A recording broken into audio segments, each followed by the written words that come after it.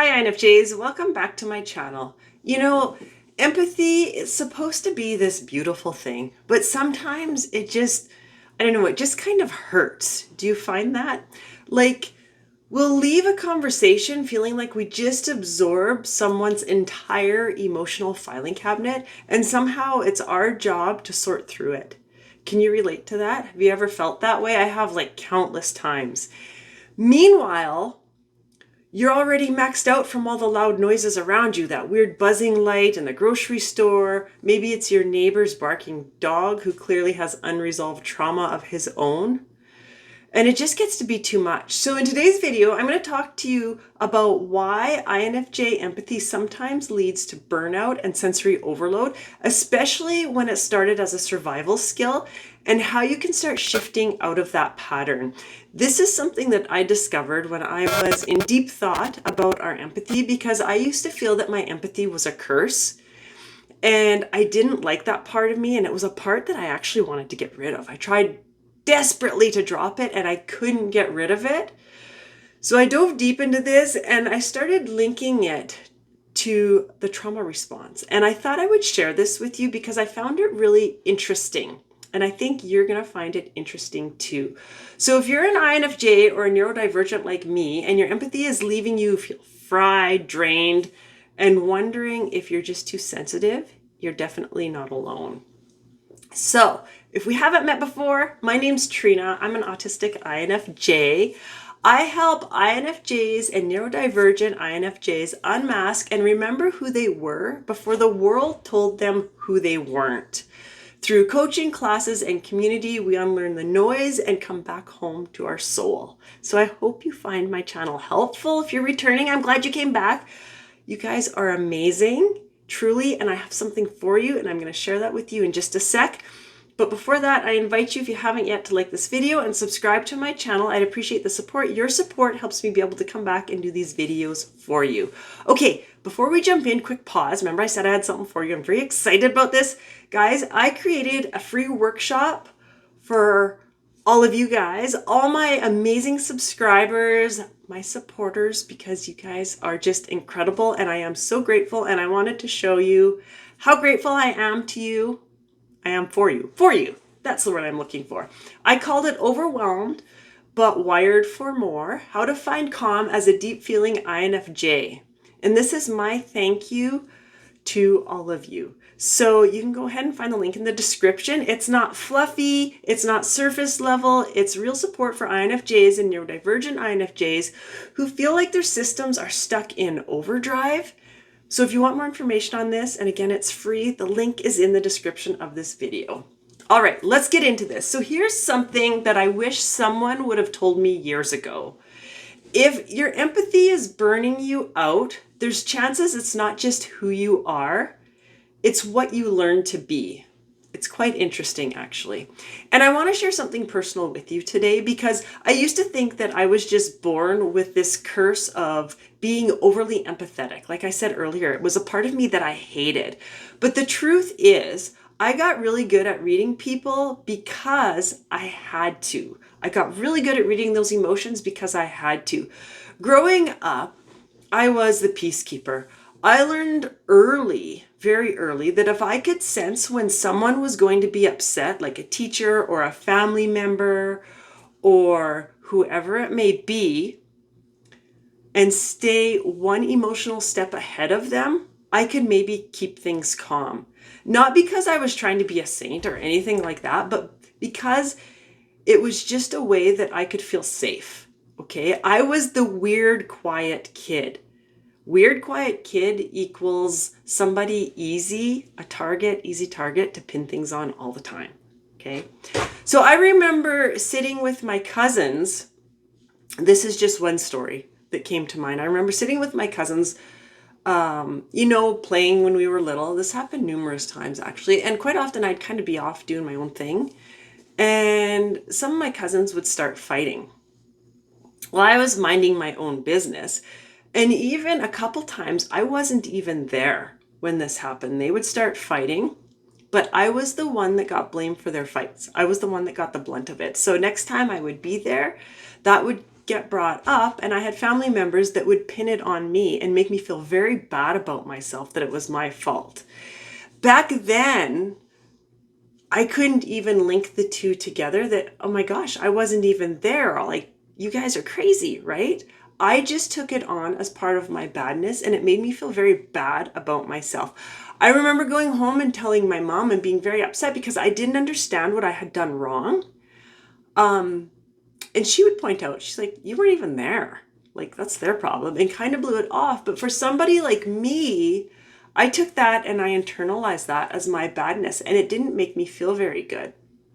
Remember, the quiet weird child equals a convenient target. So I truly believed I was bad, and I didn't like that. So this made me very hyper aware of everyone's emotional state, because it wasn't just to understand them. It was because I wanted to avoid those consequences of feeling bad about who I was. And honestly, the pattern didn't stop when I left childhood. Like a lot of INFJs, I carried it into adulthood, and I ended up in a relationship where I had to keep doing the same things, tiptoeing, scanning, keeping the peace. It just reinforced the idea that it was my job to emotionally stabilize the room, even though it wasn't. That's how I felt, right? And I carried it with me for so long. This is what I mean when I say your empathy might not be a personality trait. It might be trauma adaptation. For a lot of us, especially those of us who grew up in homes where we had to tiptoe around people's moods, empathy was a brilliant survival strategy. It truly was. You weren't being overly emotional. You were just surviving. So I'm not here to blame anyone. I just want to make that clear. I truly believe that parents or caregivers, family members, whoever it may be, each individual human, they do the best that they can do with what they have. Okay? So I'm not putting the blame on anyone. But if you had to monitor the energy in the room every single day of your life to avoid triggering someone, that shaped how your nervous system was developed, how it developed. It's not a weakness. It's actually intelligence. The problem is that survival doesn't stop.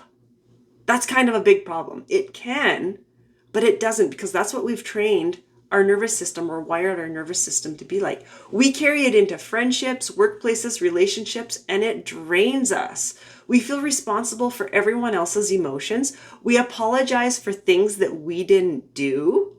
Oh, I used to do that all the time. Like right down to grocery shopping, and somebody would ram me with their cart, and I would apologize to them when it was clearly their fault, but yet I apologized. And then they would accept my apology. How crazy is that? We absorb moods, other people's moods, like a sponge, but the problem is we don't know how to squeeze them out.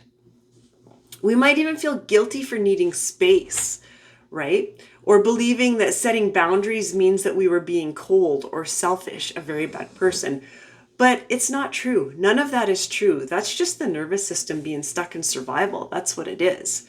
So let's talk about how we shift out of that, right? So you're probably thinking, oh, well, okay, this is great. Now what do I do with this? We know that we're stuck in survival. Now what do we do? I'm going to show you how to gently start rewiring your empathy from survival mode into something sustainable, because we're born with empathy. And trust me, if you're an INFJ, whether you're neurodivergent or not, you're not going to get rid of that empathy. That's just who we are. I've tried a million times. We can't get rid of it because that is just how we're wired. So we need to work with it, but we need to rewire that nervous system to realize that we don't need to be in survival mode anymore. So the first thing that really worked for me on this was asking myself what was mine, getting very clear on being able to identify what's mine and what's not. Just naming it starts to break that automatic pattern. That's probably one of the most important things that we can learn, is identifying what is ours and what isn't. Because quite often we can't tell the difference. Number 2, practice being a witness, not a fixer. So we can be present with someone who's in pain without becoming it. But it doesn't mean that we are a cold or a bad person for doing so.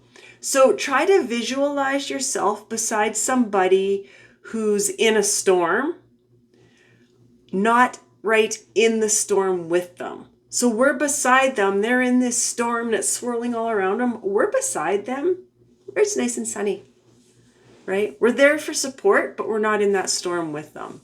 And for me, I actually have to visualize this. I will close my eyes and visualize it because that's just who I am, and it works for me to actually visualize it. Number 3, turn the empathy inward. We are amazing at extending empathy to others, but often we forget ourselves in the process. I was really good at that. I had zero empathy for myself. I was nasty. So try this. Place one hand on your chest and say, I see you. I'm here. You don't have to carry this alone. Have empathy for yourself. I know it sounds maybe a little bit corny, but try it. It works really good and it's quite soothing. And yes, talk to yourself like someone worth caring for, because honestly, you are. So if this hits home for you, if you're tired of feeling like you're just too much or always on edge, it feels horrible being that way, I want to invite you to check out my private off-social community called Divergence Rising. It's quiet, intentional, and full of INFJs and neurodivergent INFJs who get it and who probably mix up their words like I do. We talk about these things like masking, sensory burnout, boundaries, nervous system overload, creativity, and how to start coming home to yourself again. If you're wired differently, this space was definitely made for you. If you want more information on that, the link I'm going to leave in the description of this video. So your empathy isn't broken, and either are you. You were just trained to survive. And now you get to learn how to live instead of just surviving, man. You know what? I spent 40 years just surviving before I really figured out how to live. And when I figured out how to live, it was so liberating. It was so light to get rid of that survival. The survival feels so heavy inside. We get to live on our terms with peace, with clarity, with boundaries that don't feel like punishment. Let me know in the comments if this resonated, and don't forget to grab that free workshop because I'm so excited about it. Because you are, without a doubt, wired for more. There's no question about that.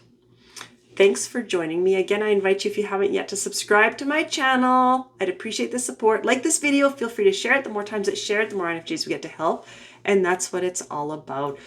Join me for my next video coming out in a few days, where I'm doing something a little bit different, going a little bit on a different route, I suppose. I haven't tried this yet, so different kind of scares me, so I'm a bit nervous about it, but I'm sharing my sensory self-care routine as a neurodivergent INFJ. I think it's going to go over good. One of my best performing videos was when I was talking about waking up feeling exhausted in the morning before you've even done anything. Can you relate to that? This is tying into that. So I think I had lots of people emailing me about that and commenting, and I think I'm going to take it one step further and share with you my sensory self-care routine, because we're unique and we all need one, and I think it's going to be interesting. So join me for that. Thanks again for joining me, and I will see you very soon. Bye for now.